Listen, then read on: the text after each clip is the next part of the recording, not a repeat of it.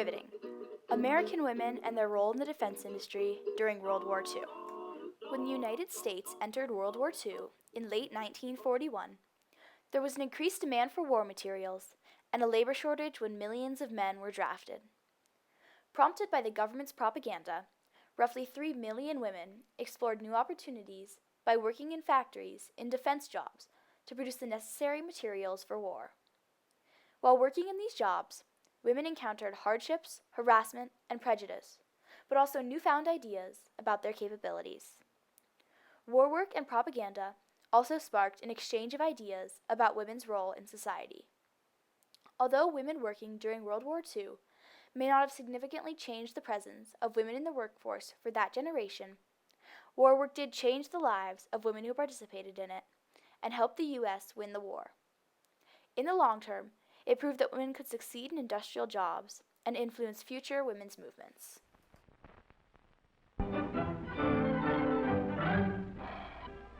Millions of women who have never before been employed in industry are now enlisted in the nation's labor forces. They are stepping in wherever they are needed to do a man's job.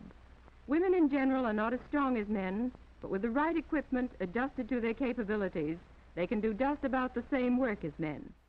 Before World War II, most American women didn't go to college, and only 20% were a part of the workforce.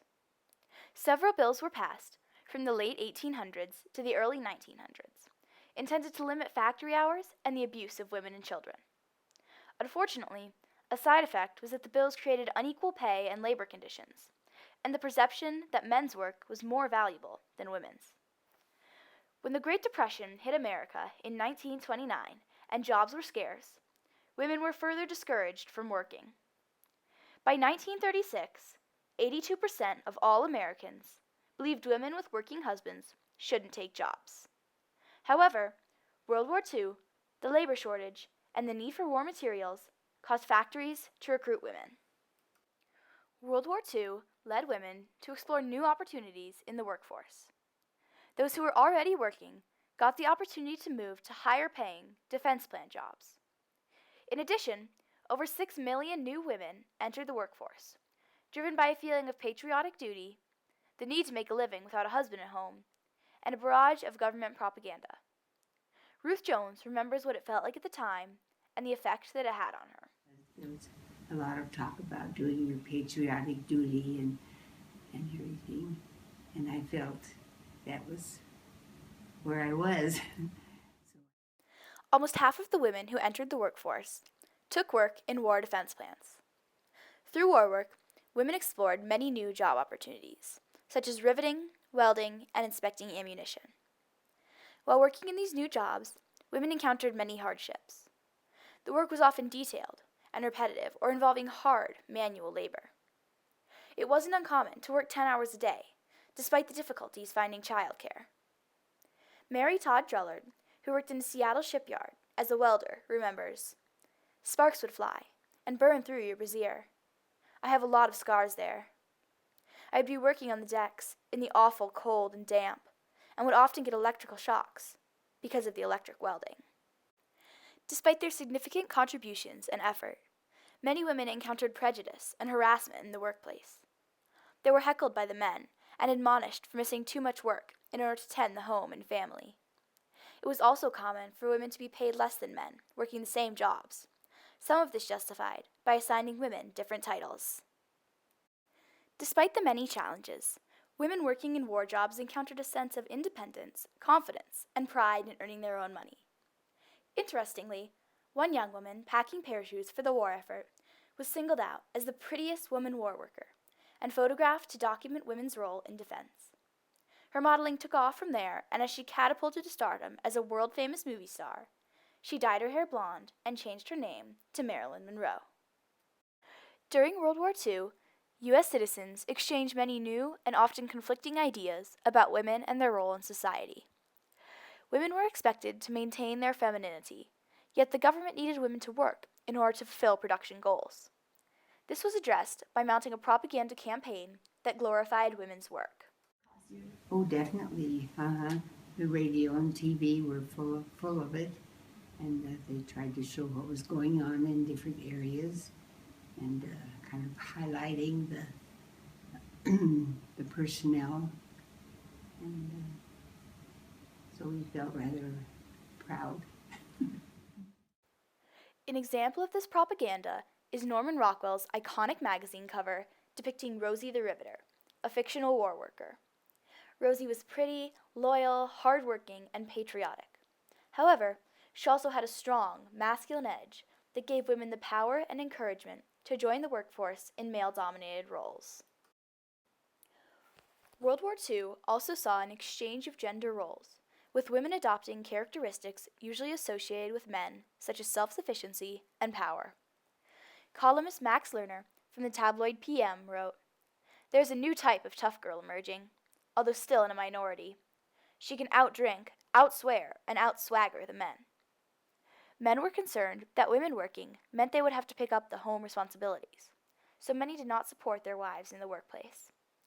The magazine, The Nation, published an article called America's Pampered Husbands that pushed for further exchange of gender roles. It said, "If a woman can learn to run a drill press, why can't a man learn to run a washing machine?" In the short term, women war workers provided the U.S. with vital support during World War II. America's total industry production doubled from 1939 to 1945, a direct result of women's contributions and a key to victory. Unfortunately, many women war workers quit or were fired when the war ended. The attitude was that women should go back to being housewives and give up their jobs in factories to returning soldiers. Despite this initial push out of the workforce, war work changed the lives of women who participated in it and showed them what they were capable of. Women were able to make their own money, learn new skills, and become more independent. Sally Harkins shares how war work influenced her mother.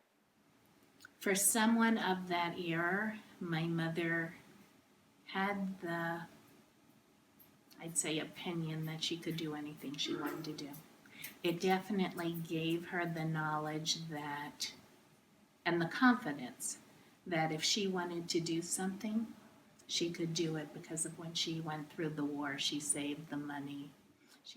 In the long term, World War II women workers changed the nation's perceptions of women and their abilities, proving that women are just as capable as men.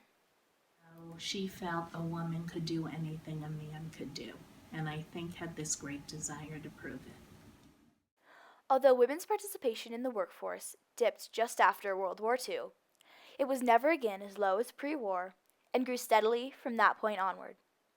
In addition, bans on married women working certain positions were overturned. The ideas about women introduced during the war influenced later women's movements. For example, when women were working in defense plants, attention was raised about equal pay, regardless of gender. In 1963, Congress passed the Equal Pay Act, mandating equal pay for both men and women. In 1964, the Civil Rights Act was passed, giving women legal protection in the workplace against discrimination, unequal pay, and sexual harassment. Although these acts did not immediately solidify equal pay, they did make progress. World War II was many women's first chance to contribute to society through industrial work. They explored new fields by entering the workforce, during which an exchange of ideas and norms took place. While working defense jobs in factories, they encountered hardships, harassment, and prejudice, but also independence and encouragement. This work opportunity not only helped the U.S. win the war, it influenced future women's movements and changed perceptions about women's capabilities. Though she started out as a simple propaganda figure, Rosie the Riveter grew to embody all the women who took on war work, as well as any feminist. She's become a national symbol of women's strength, skills, and independence. If you need more proof, just ask a real Rosie. A body and a brain and duty, it's the same for anybody.